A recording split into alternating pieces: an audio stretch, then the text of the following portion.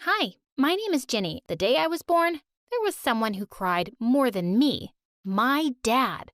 Not because he was emotional, but because he was in pain. In the labor room right before my birth, Mom went ballistic on him. "It's all because of you. You did this to me, jerk." She literally pulled out chunks of his hair, and he ended up in tears. My parents just didn't get along at all. Once when I was 3, Mom threw a frying pan at Dad because he bought her a PlayStation instead of a makeup kit on her birthday.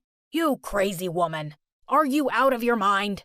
I must be, for marrying a dumbhead like you. When I was 5, I was really excited for my first day of school, but they even ruined that by fighting over who'd drop me off. So I just grabbed my bag and took the bus. School was my happy place. My teachers liked me, I had friends, and best of all, it was drama-free. That is, till I made the terrible mistake of inviting my parents. In the 9th grade, they came to see me as the lead in the school play, but right in the middle of a scene, I started hearing voices from the crowd, and to my horror, I realized it was my parents. Can you stop biting your nails? It's such a disgusting habit. Can you stop chewing gum like a cow? It's giving me a migraine. Did you just call me a cow? No, I said you chew like one.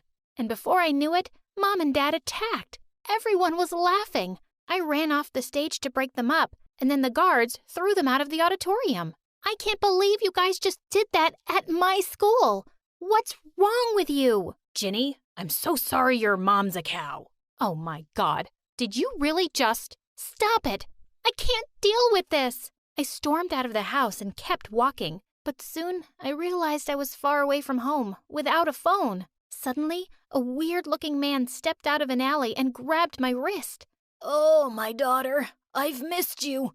Let's go home. Mommy's waiting." "What? You're crazy. Let me go." Just then, a guy came out of nowhere and pushed him aside. He took my hand and we ran like crazy. Once we were a few blocks away, he turned to me. "Hey, you okay? Why are you alone in this neighborhood at night?" I told him I'd just gotten lost and he walked me back home. I was about to ask his name, but he'd just turned around and left. The next day at school, all anyone could talk about was my parents' meltdown, and I was a laughing stock. At lunch, I was trying to ignore everyone's comments when I accidentally ran straight into someone. It was Brittany, a new girl who'd joined our class recently. OMG, you idiot. Do you know how difficult it is to get stains out of a pure silk Prada dress? I'm sorry, but it was an accident. I guess I should feel sorry for you because you come from a family of morons. But I don't. She grabbed a glass of juice to throw it at me, but instead, she threw it at herself. Then she burst into tears and ran off. What just happened? As I walked out of the cafeteria, I saw her crying on a boy's shoulder. When our eyes met, I realized it was the boy from last night. He walked over to me, looking mad. "Hey, why are you bullying my sister?" Sister? Me? I don't know what she told you, but she... Just stay away from her, okay? With that, he walked away with his arm around Brittany, who looked back to grin at me. What a psycho! A few days later in the library, I was reaching out for a book on the top shelf when I lost my balance, and someone caught me just in time. Oh gosh, thank you. What's your name? Paul. How long are you planning to stay in my arms? Oh, yeah, sorry. Thanks. You're not welcome, and I came here for some peace. So can you stop talking to me now? Gosh, how rude. A few minutes later, I couldn't hold it in any longer. So I just asked him, "You don't even remember me?" Of course I remember you. I thought you looked really pretty that night. And what about right now? He came closer, and my heart was racing. Well, now I think you're kind of ugly, because now I know you're not a nice person. Seriously? You'd have to be really dumb to not notice that your sister's a spoiled, mean brat.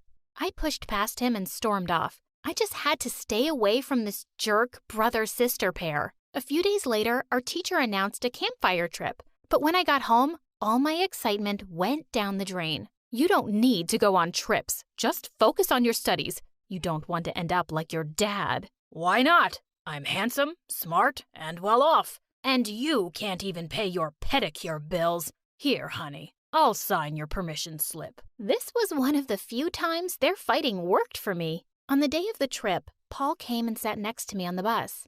Hey, I just wanted to... Sorry, this seat's taken. As Paul moved away, I put my backpack on the seat and put on my earphones. I wasn't letting anyone ruin the trip for me. Later that evening, everyone gathered around to play Truth or Dare. After a few turns, the spinning bottle landed on Paul, and his friends dared him to kiss me. As we crawled towards each other and our faces came close, my heart was pounding. And when our lips touched, I felt fuzzy. I was completely lost in the moment till someone shouted, You guys trying to set some record for the world's longest kiss? Get a room or a tent. As I went back to my spot, I could feel Brittany's death glare on me, but I couldn't care less. Later that night, I suddenly woke up to see a weird shadow on my tent. I got up to peek outside, but someone pushed me back and we both fell onto the sleeping bag. Paul, what are you doing here? Just listen to me, okay? I'm really sorry. I do know what Brittany can be like. Also, I can't stop thinking about you since the first time we met. Suddenly, we heard our teachers' voices close by. We'll be in so much trouble if we get caught. Come with me. I have a better place in mind. We sneaked away from the campsite till we got to an old cabin. Once the door closed behind us, Paul pulled me towards him in the dark and started kissing me. Suddenly, I stepped on something soft, and someone screamed. Paul and I yelled too and fell back in fright. Someone flashed a light in our eyes, and we saw that it was Brittany. Another girl was there too, holding her hand and hopping around in pain. You stupid cow! You stepped on my girlfriend's beautiful hand. How was I supposed to know anyone was here? Wait a second. Brittany, you have a girlfriend? Yeah. Is there a problem? Remember how you're engaged to Dad's friend's son? So, he's seeing other people too. It's cool. We'll still get married one day. Wow, this girl was weirder than I'd thought. I made my way to the door, but to my horror, it just wouldn't open. We tried to pull it all together, but it seemed really stuck. And Brittany went off on me. Why did you ever close the door, moron? Don't you know the first rule of making out in weird places? Never close the door. Hey, don't talk to my girlfriend that way. Girlfriend? Girlfriend? I thought you were just having fun with her. No, brother. This can't happen. Break up with her now.